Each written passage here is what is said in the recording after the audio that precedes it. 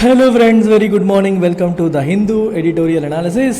UPSC Infinity prepare అవుతున్న వాళ్ళు యూపీఎస్సీకి prepare అవుతున్న స్టూడెంట్స్ అందరికీ కూడా రిమైండర్ అమ్మా, 30th ఆగస్ట్ వరకు మాత్రమే మనకి టైం ఉంది. తర్వాత 31st ఆగస్ట్ నుంచి ఫీజులు అనేవి పెరుగుతున్నాయి. ఆఫ్లైన్ క్లాసెస్ హైదరాబాద్ అండ్ వైజాగ్లో ఉన్నాయి, and online you can take it from anywhere. అన్ని కోర్సెస్ పైన కూడా మనకి లైఫ్ టైం వ్యాలిడిటీ అనేది ఉంది. And this is our contact number. మీకు ఏ డౌట్స్ ఉన్నా ఈ నెంబర్కి కాల్ చేయాలి. ఇది మన వెబ్సైట్ అడ్రస్. ఈ వెబ్సైట్లోకి వెళ్ళి మీరు చేసుకోవాలి. And you have free demo for 3 days. మీరు యూపీఎస్సీ హైదరాబాద్లో కానీ వైజాగ్లో కానీ జాయిన్ అవ్వాలంటే 3 రోజుల పాటు ఫ్రీ డెమో అటెండ్ అయ్యి జాయిన్ అవ్వవచ్చు. సో మంచి opportunity, don't miss this. Working professionals కోసం సెపరేట్ కోర్సెస్ అనేవి లాంచ్ చేయడం అనేది జరిగింది. They also include mentorship and guidance. కేవలం 60,000 రూపాయలకే 5,000 పర్ మంత్ ఇన్స్టాల్మెంట్ కట్టే అవకాశంతో పాటు మీకు లభిస్తున్న గోల్డెన్ ఆపర్చునిటీ ఇది. సో 7 PM రోజు రాత్రికి ఉంటాయి, మరియు ప్రతి సండే కూడా ఎక్స్ట్రా క్లాసెస్ కండక్ట్ చేయడం అనేది జరుగుతుంది, ఎక్స్క్లూజివ్లీ ఫర్ వర్కింగ్ ప్రొఫెషనల్స్. ఇది కూడా మీకు 30th ఆగస్ట్ వరకే, తర్వాత ఫీజు అనేది పెరుగుతుంది. Even this comes with lifetime validity. అలాగే ఆప్షనల్స్, యూపీఎస్సీ ఆప్షనల్స్ ప్రిపేర్ అవుతున్న వాళ్ళు పబ్లిక్ అడ్మినిస్ట్రేషన్ పిఎస్ఐఆర్ నేను టీచ్ చేస్తున్నాను, sociology Karthikeya sir, anthropology Srinivas sir, Telugu literature Seethapathi sir deal చేస్తున్నారు. అండ్ ఫీ స్ట్రక్చర్ మీకు క్లియర్గా కనిపిస్తుంది ఇక్కడ. Recorded 25, live and recorded 30,000, 5,000 per month pay చేసి మీరు జాయిన్ అవ్వచ్చు. And this is the contact number. ఏ డీటెయిల్స్ కావాలన్నా ఈ నెంబర్కి మీరు కాంటాక్ట్ చేసి వెళ్ళవచ్చు. All courses come with lifetime validity. You can also switch over from one course to other. ఒకదాని నుంచి ఇంకో దానికి స్విచ్ అయ్యే ఆప్షన్ కూడా ఉంది, చేంజ్ అయ్యే ఆప్షన్ కూడా మీకు ఇందులో ఉంది. సో స్పిరిటెడ్ బ్యాటిల్ అనే పేరుతో ఇక్కడ కనిపిస్తుంది టైటిల్. ఇది మన ఇవాళ ఎడిటోరియల్. సో ఇది మీకు జనరల్ స్టడీస్ 2 గవర్నెన్స్ కింద మాట్లాడవచ్చు, డిఫరెంట్ పాలసీ ఇష్యూస్ కింద మనం మాట్లాడుకోవచ్చు. అంత ఉపయోగపడే ఎడిటోరియల్ కాదు, కానీ మనం చూసుకోవాలి. పొలిటికల్ టింజ్ ఉన్న ఎడిటోరియల్ ఇది. ఇకతే టైటిల్ చాలా ఇంట్రెస్టింగ్గా పెట్టారు. స్పిరిటెడ్ బ్యాటిల్ అన్నారు. బ్యాటిల్ అంటే యుద్ధం అని అందరికీ తెలుసు, కానీ స్పిరిటెడ్ అనే పదాన్ని చాలా ఇంట్రెస్టింగ్గా పెట్టారు. స్పిరిట్ అంటే 2 మీనింగ్స్ ఉన్నాయి. ఒకటి స్ఫూర్తి, స్పిరిట్ అనే మీనింగ్ ఒకటి ఉంటుంది. స్పిరిటెడ్ అంటే మంచి స్ఫూర్తితో, చాలా డిటర్మైన్డ్గా అనే మీనింగ్ ఒకటి మనకి వస్తుంది. Full of energy, enthusiasm, determination అనే మీనింగ్ ఒకటి. సో స్పిరిటెడ్ బ్యాటిల్ అంటే ఒక మంచి ఎనర్జీతో, ఎంతూజియాజంతో, డిటర్మైన్డ్గా యుద్ధం జరుగుతుంది. ఎవరెవరికి? సిబిఐకి, అంటే సిబిఐని ఉపయోగిస్తున్న సెంట్రల్ గవర్నమెంట్కి, మరియు ఆమ్ ఆద్మీ పార్టీ, ఢిల్లీలో ఉన్న ఆమ్ ఆద్మీ పార్టీకి అనే మీనింగ్ వస్తుంది. అయితే ఇక్కడ ఇంకో మీనింగ్ ఏంటి? స్పిరిట్ అనే పదం తీసుకుంటే మనకి లిక్కర్కి స్పిరిట్ అని కూడా అంటారు. సో ఈ యుద్ధం దేని గురించి? లిక్కర్ పాలసీకి సంబంధించింది. అందుకనే స్పిరిటెడ్ అనే పదాన్ని వాడారు. So very interesting the way the Hindu editorial titles ఎంచుకునే విధానం అనేది చాలా ఇంట్రెస్టింగ్ ఉంటుంది. అంటే స్పిరిటెడ్ అంటే లిక్కర్కి సంబంధించిన మీనింగ్ లేదు, డిటర్మైండ్ అనే మీనింగ్ ఉంది. కానీ స్పిరిట్ అనే పదాన్ని తీసుకుంటే 2 మీనింగ్స్ ఉన్నాయి. మీకు అర్థమైంది? స్పిరిట్ అంటే ఈ తాగేది అనే మీనింగ్ వస్తుంది, ఒక లిక్విడ్ అనే మీనింగ్ వస్తుంది, ప్లస్ ఈ డిటర్మినేషన్ అనే మీనింగ్ కూడా వస్తుంది. సో దానికి సంబంధించిన బ్యాటిల్ అని చెప్పే ఉద్దేశంలో ఇలా పెట్టారు. AAP has a lot to explain of its excise policy, even if the CBI inquiry is motivated. CBI enquiry అనేది మోటివేటెడ్ అయినప్పటికీ, మోటివేటెడ్ అంటే అర్థం ఏంటి? విత్ మోటివేషన్స్, అంటే బయాస్డ్గా కాకుండా, ఇంపార్షియల్గా కాకుండా, ఇట్ కమ్స్ విత్ మోటివేషన్స్. అంటే ఒక ఏమంటారు, ఒక ఉద్దేశం పెట్టుకొని చేస్తున్న ఎంక్వైరీ లాగా కనిపిస్తోంది. అర్థమైందా? ఒక ఉద్దేశం, మనసులో ఒక ఉద్దేశం పెట్టుకొని రన్ చేస్తున్న ఎంక్వైరీ లాగా కనిపించినప్పటికీ కూడా ఆమ్ ఆద్మీ పార్టీ అనేది తన ఎక్సైజ్ పాలసీ గురించి ఎక్స్ప్లెయిన్ చేయాల్సిన అవసరం ఉంది. అంటే రీసెంట్గా నవంబర్లో కొత్త ఎక్సైజ్ పాలసీ తీసుకొచ్చారు. ఎక్సైజ్ పాలసీ అన్ని రాష్ట్ర ప్రభుత్వాలకి ఆదాయం వచ్చేది మద్యం నుంచే కదా. ఈ ఎంతసేపు కూడా ఫ్రీబీస్ అని, వెల్ఫేర్ స్కీమ్స్ అని చెప్పి విపరీతంగా తీసుకొచ్చేసి ప్రభుత్వ ఖజానాకి చిల్లు పెడతా ఉంటారు. మరి ఖజానా నింపుకోవడానికి వాళ్ళకి కనిపిస్తున్న మార్గం ఏంటి? లిక్కర్. సో కొత్త లిక్కర్ పాలసీ ఏం చేస్తే ఎక్కువ ఆదాయం వస్తుందో అని ఆలోచించి కొత్త లిక్కర్ పాలసీ తీసుకొచ్చారు. ఆ పాలసీలో కొన్ని కావాలనే అవినీతి కోసం ప్రయత్నం జరిగిందని, డబ్బులు సంపాదించడానికి కొన్ని ఆస్పెక్ట్స్ ఉన్నాయని చెప్పి ఒక రిపోర్ట్ జరిగింది. దానికి సంబంధించి సిబిఐ ఎంక్వైరీ వేయడం అనేది జరిగింది. స్టోరీ చూద్దాం. అయితే సిబిఐ ఎంక్వైరీ అనేది Aam Aadmi party political rival కాబట్టి ప్రతీకారం తీర్చుకోవాలనే ఉద్దేశంతో వేసి ఉండొచ్చు, దానికి ఆ మోటివేషన్ ఉండొచ్చు. అయినప్పటికీ కూడా ఒక అలిగేషన్ వచ్చిందంటే, ఆరోపణ వచ్చిందంటే మనం ఎక్స్ప్లెయిన్ చేయాల్సిన అవసరం ఉంది అనేది ఇక్కడ meaning. The central bureau of investigation has accused అంటే ఆరోపించింది ఢిల్లీ డెప్యూటీ చీఫ్ మినిస్టర్ ఎవరు, మనీష్ సిసోడియా అండ్ 14 అదర్స్, ఇంకో 14 మందికి ఏమని అక్యూజ్ చేసింది, కరప్షన్, వీళ్ళు కరప్షన్ చేశారు, అవినీతి చేశారని చెప్పి అక్యూజ్ చేసింది. In the implementation of the excise policy 21-22, excise policy 21-22 implementation విషయంలో ఓకే కరప్షన్ జరిగింది అని చెప్పి సిబిఐ అక్యూజ్ చేసింది. ఇన్ ద నేషనల్ క్యాపిటల్ టెరిటరీలో ఆన్ ఫ్రైడే రోజు the agency searched mister Sisodia's house and also multiple locations in the country. Friday రోజు agency ఏం చేసిందమ్మా, సిసోడియా హౌస్ని అలాగే ఇంకా కంట్రీలో చాలా లొకేషన్స్ని సర్చ్ చేసింది. Mister Sisodia has said he expects the agency to arrest him soon. ఈ ఏజెన్సీ ఏదో రోజు నేను అరెస్ట్ చేస్తుందని చెప్పి కూడా ఆయన అన్నారు. ఎందుకంటే బీజేపీ వదలదు, వాళ్ళని ఉపయోగించి ఏదో ఒకటి పెట్టి నా మీద కేసు పెడుతుందని ఆయన ఉద్దేశం. ఆన్ 21 జూలై, అసలు ఎందుకు ఇదంతా జరుగుతుందంటే 21 జూలై రోజు లెఫ్టినెంట్ గవర్నర్ వినయ్ కుమార్ సక్సేనా, ఢిల్లీ గవర్నమెంట్కి లెఫ్టినెంట్ గవర్నర్ ఎల్జీ ఉంటారు, సీఎం కూడా ఉంటారు. సో లెఫ్టినెంట్ గవర్నర్ ఏమని రికమెండ్ చేశారు, had recommended a CBI probe అంటే ఇన్వెస్టిగేషన్ రికమెండ్ చేశారు. ఎందుకు, after the chief secretary to the Delhi government యొక్క chief secretary CS he submitted report alleging ulterior motive of monetary gains, అంటే డబ్బు సంపాదించాలన్న మోటివ్ ఉంది. అంటే ఒరిజినల్గా మీరు కొత్త లిక్కర్ పాలసీ తీసుకొచ్చినప్పుడు పాలసీలో ఏముందో అనేది మాత్రమే కాదు, beyond that, something beyond that. Ulterior అంటే మీనింగ్ ఏంటి, beyond what is clearly visible, మీకు కంటికి కనిపిస్తుంది ఒకటే, కానీ దీన్ని ఉపయోగించి డబ్బులు సంపాదించాలి అనే మోటివ్, అనే ఉద్దేశం అనేది ఉంది on the part of the accused. ఎవరు అక్యూజ్డ్, డిప్యూటీ చీఫ్ మినిస్టర్. ఆయనకి ఆ మోటివ్ ఉంది అని చెప్పి ఇంప్లిమెంటేషన్లో ఇది ఉంది అని చెప్పి సిఎస్ గవర్నర్కి ఎల్జీకి రిపోర్ట్ సబ్మిట్ చేశారు. దాన్ని బేస్ చేసుకుని లెఫ్టినెంట్ గవర్నర్ సిబిఐ ప్రోబ్ని రికమెండ్ చేయడం అనేది జరిగింది. After which Delhi government then withdrew. So ఈ అలిగేషన్స్ వచ్చిన తర్వాత ఢిల్లీ గవర్నమెంట్ విత్డ్రా చేసింది తన పాలసీని. విత్డ్రా చేసినప్పటికీ కూడా ఆ ఉద్దేశం ఉంది అనే ఉద్దేశంతో ఇప్పుడు ఇవన్నీ చేయడానికి ప్రయత్నం చేస్తున్నారు. The controversial policy which was rolled out on 17 November 17 roll out చేశారు. Had privatised and liberalise the liquor ట్రేడ్ని ఇదేం చేసింది, ప్రైవేటైజ్ చేసింది, లిబరలైజ్ చేసింది. అంటే ఎవరైనా లైసెన్స్ పొందే అవకాశాన్ని కల్పించింది అండ్ ప్రైవేట్ వ్యక్తులు ఇందులోకి ఇన్వాల్వ్ అయ్యే అవకాశాన్ని కల్పించింది. With the Aam Aadmi party government projecting a revenue increase of 9,500 crores. ఈ పాలసీ వల్ల 9,500 కోట్ల రెవెన్యూ ఇంక్రీజ్ అవ్వబోతుందని కూడా ఆమ్ ఆద్మీ పార్టీ ప్రొజెక్ట్ చేసింది. ద రిపోర్ట్ హ్యాస్ అక్యూజ్డ్, ఈ రిపోర్ట్ ఏమని అక్యూజ్ చేసింది, ఎవరిని, of mister Sisodia of deliberate and gross procedural lapses. Deliberate అంటే ఇంటెన్షనల్, కావాలనే, అలాగే గ్రాస్ అంటే చాలా ఎక్కువ అని. ప్రొసీజరల్ ల్యాప్సెస్ లోపాలు, చాలా ఎక్కువ ప్రొసీజరల్ ల్యాప్సెస్ కూడా జరిగాయి. అక్కడ గ్రాస్ అంటే అన్యాక్సెప్టబుల్, ఆబ్వియస్ అనే మీనింగ్ వస్తుందన్నమాట. ఆబ్వియస్, అన్యాక్సెప్టబుల్ ప్రొసీజరల్ ల్యాప్సెస్ జరిగాయి, ప్రొసీజర్ని ఫాలో అవ్వలేదు, కావాలనే చేశారు. టు గివ్ అన్డ్యూ బెనిఫిట్స్ అంటే ఇవ్వాల్సిన దానికంటే ఎక్కువ, టు లిక్కర్ లైసెన్సెస్కి ఇవ్వాల్సిన దానికంటే ఎక్కువ బెనిఫిట్స్ ఇచ్చేలాగా ప్రొసీజర్స్ని మార్చేశారు అనేది allegation. Through the policy and receiving kickbacks. మరి వాళ్ళకి ఇచ్చినప్పుడు వాళ్ళు ఏం చేస్తారు, కిక్ బ్యాక్స్. నువ్వు ఒకటి ఇచ్చినప్పుడు నేను నీకు ఇచ్చా, నువ్వు నాకేమి ఇస్తావు అనేది ఉంటుంది కదా. కిక్ బ్యాక్స్ త్రూ క్లాండెస్టైన్ అంటే సీక్రెట్, కనిపించని, బయటికి తెలియకుండా సీక్రెట్గా వీలు పెట్టిన కంపెనీల్లో ఏదో పెట్టుబడులు పెట్టించడం, లేకపోతే ఏదో గిఫ్ట్ రూపంలో డబ్బులు ఇవ్వడం, ఇట్లాంటివి క్లాండెస్టైన్ రూట్స్ ద్వారా కిక్ బ్యాక్స్ పొందే ప్రయత్నం జరుగుతోంది అనేది ఆరోపణ. Which the CBI is probing, అది ఆరోపణ, దాన్ని సిబిఐ ఇప్పుడు ఇన్వెస్టిగేట్ చేస్తోంది.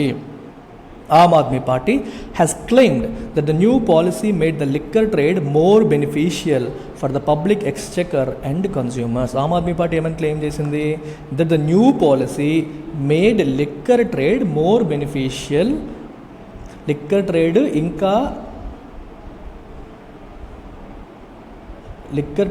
ఇంకా బెనిఫిషియల్ అని చెప్పింది ఆమ్ ఆద్మీ పార్టీ. ఎవరికి, గవర్నమెంట్ ఖజానాకి, కన్జ్యూమర్స్కి. కొత్త పాలసీ అనేది ఇద్దరికి కూడా కన్జ్యూమర్స్కి అటు గవర్నమెంట్కి ఇద్దరికి హెల్ప్ చేస్తుందని చెప్పి చెప్పడం జరిగింది. The merits of the case remain a subject matter of investigation. Case యొక్క మెరిట్స్ అనేవి they remain a subject matter of investigation, ఇంకా ఇన్వెస్టిగేట్ చేయాల్సిన అవసరం ఉన్న విషయం. But hardly any one expect the CBI to be impartial. కానీ మనం సిబిఐని ఇంపార్షియల్గా ఉంటుందని చెప్పి ఎక్స్పెక్ట్ చేయగలుగుతామా? ఎక్స్పెక్ట్ చేయలేం. ఇంపార్షియల్ అంటే ఏంటి? ఎటువంటి పార్షియాలిటీ, నిష్పక్షపాతంగా ఉంటుంది సిబిఐ అని మనం ఎవరన్నా ఎక్స్పెక్ట్ చేయొచ్చా? చేయలేం. హార్డ్లీ అంటే ఆల్మోస్ట్ నో వన్, నథింగ్ అని అర్థం. అంటే ఎవరు కూడా సిబిఐ నిష్పక్షపాతంగా ప్రవర్తిస్తుందని ఎక్స్పెక్ట్ చేసే పరిస్థితులు లేవు. The agency has been blatantly misused.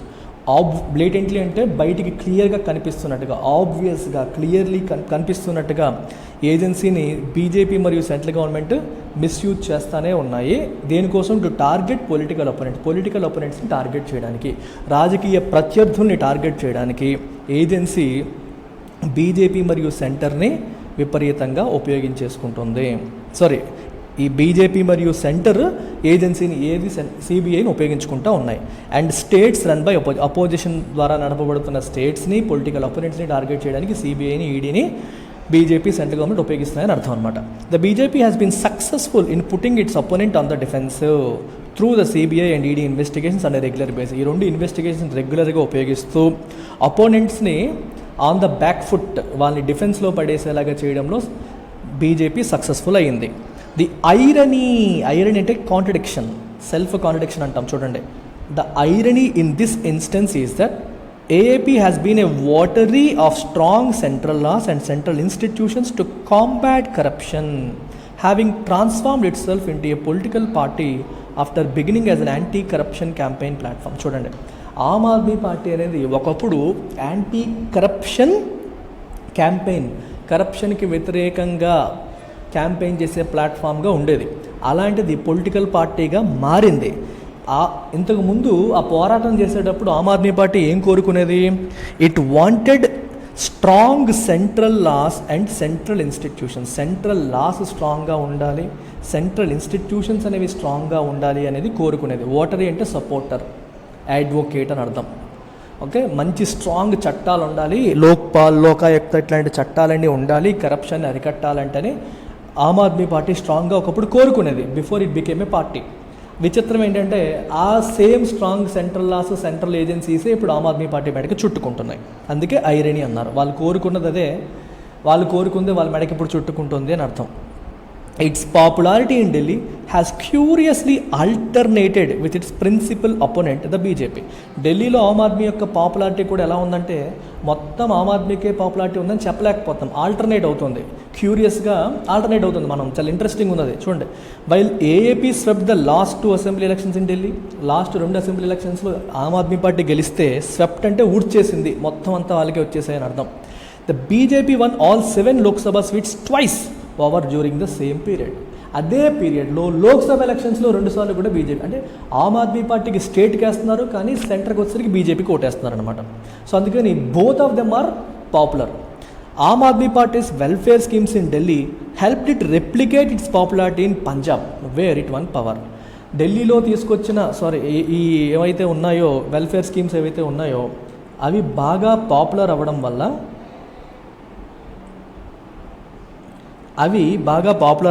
ఆ పాపులారిటీని ఉపయోగించి పంజాబ్లో కూడా తన పాపులారిటీని రెప్లికేట్ చేయగలిగింది, అక్కడ కూడా గెలిచింది. But is now struggling to govern. కానీ ప్రభుత్వాన్ని పరిపాలించే విషయంలో స్ట్రగుల్ అవుతుంది. ఢిల్లీ లాంటి చిన్న స్టేట్ని పరిపాలించడం ఈజీ, పంజాబ్ లాంటి పెద్ద స్టేట్ని పరిపాలించడం అంత ఈజీ కాదు, పరిపాలనలో కొంచెం స్ట్రగుల్ అవుతుంది.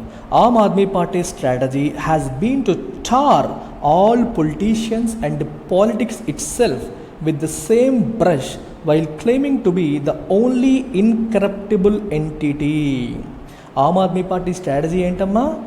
టు తార్ అంటే బ్రష్. తార్ అంటే అర్థం ఏంటి? బ్రష్ అని. అంటే మీకు ఎలా చెప్పాలంటే తార్ అనేది 2 మీనింగ్స్.